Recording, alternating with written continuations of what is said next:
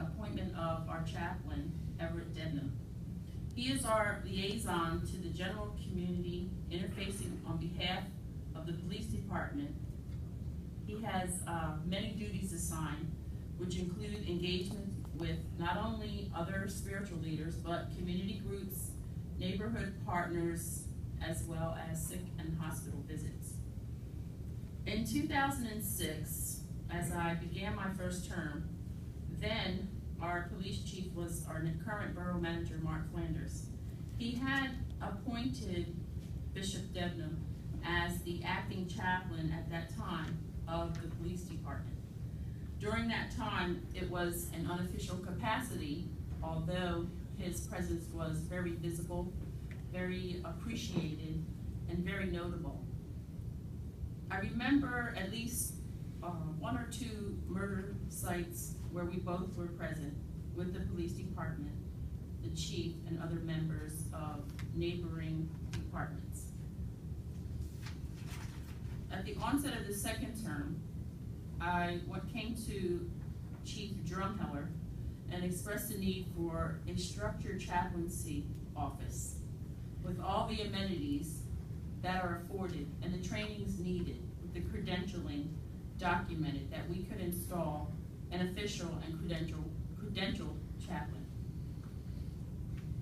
Concurrently, we had approached the church communities, or the church communities had approached us, all faiths, and the discussion was broached about a chaplain, somebody with credentials.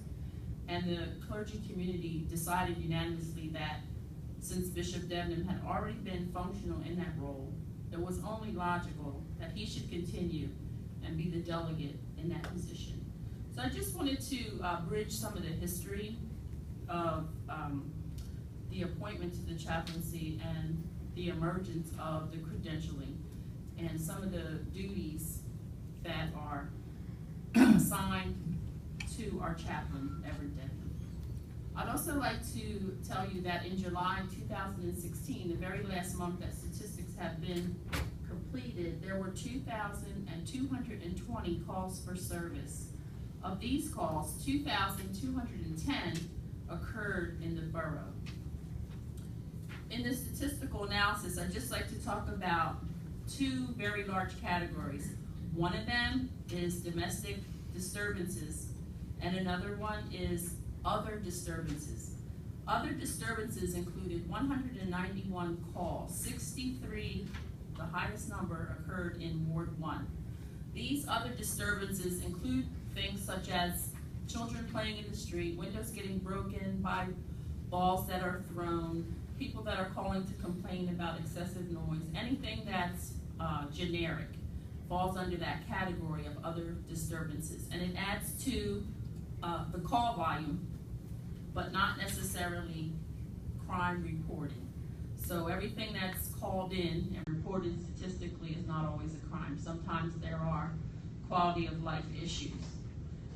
Just to bring up a few issues that we are looking at, and this involves things for winter. I know it's not winter. There's a couple days where the 90s are still going to encroach upon us, probably even in October. But we are revisiting the issue of overage for parking in the case of snow emergencies. I know we've had some very challenging conditions last winter, and there was no place for people to park is an overflow. So we've been talking about fine-tuning this a little better and designating and researching additional places where people can park. If the snow emergency routes must be cleared, then we must be able to enforce the towing. Just wanted to bring up the issue about illegal guns. I had a conversation with Chief Drumheller about the prevalence of increasing in shots fired in the daytime, during school hours, during playtime. And last month I had mentioned the possibility of having some type of informal search to find out if there were any guns in the local pawn shops or even throughout the county, and found out that there's only one place where someone could buy a gun in a in a pawn shop, and that's the Federal Coin Exchange, and they carry a federal arms license. There was a few caveats about guns.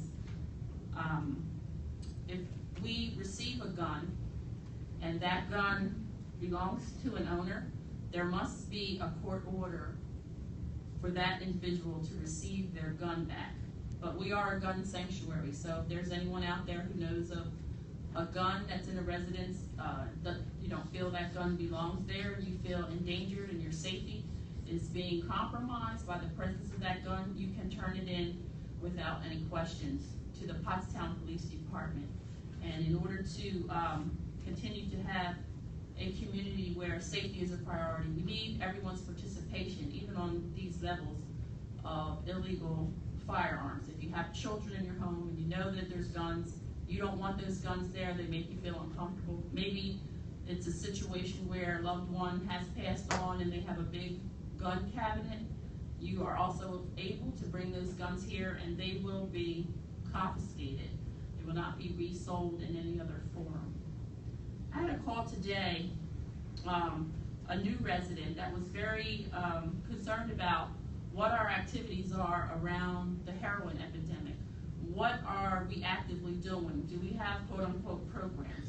Well, it's a little bit difficult to program addiction away. It's very difficult to program, things that people do where they're becoming addicted to opiates because they're stealing it out of the cabinet. They're becoming addicted because they're in so much pain that they're overdosing.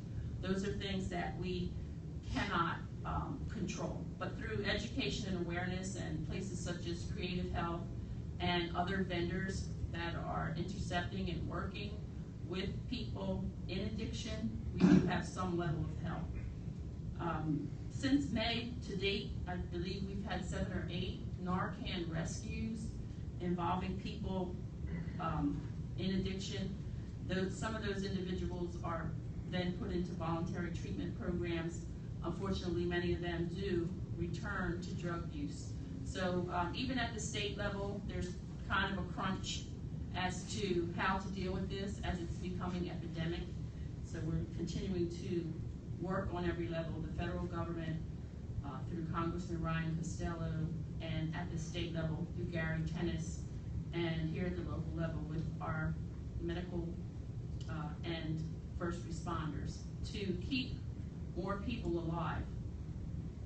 And I just want to go back to that firearms issue because we're talking about possibly the first of the year starting a rotation of safe firearms training, and you'll be hearing more about that for the first one, most likely will be in January here at the borough. And recently there was a first Community Day, first Veterans Community Day that was put in place by Kathy Peretti. I was able to attend, and it was an outstanding day. I learned a lot about service dogs and how comforting they are and therapeutic to people that are suffering with post-traumatic stress disorder and other types of emotional sicknesses. That this particular service dog training that goes into position had taken one of the trainers from 6 days a week almost in therapy, doctor's appointments, some type of counseling, to 1 day per month because he became a trainer of the service dog and he himself acquired a service dog. So if you have interest in getting a service dog, get in touch with the Veterans Association, the VFW on High Street, Kathy Peretti. I have some information as well. And in Norristown, there's Office of Veterans Affairs. I'd like to give you their number, 610-278-3285. If you are a veteran and you are in need of disability and Agent Orange issues, a dental program, or even a shuttle to transport around the county, please get in touch with the Montgomery County Office of Veteran Affairs. That's the end of it. Thank you.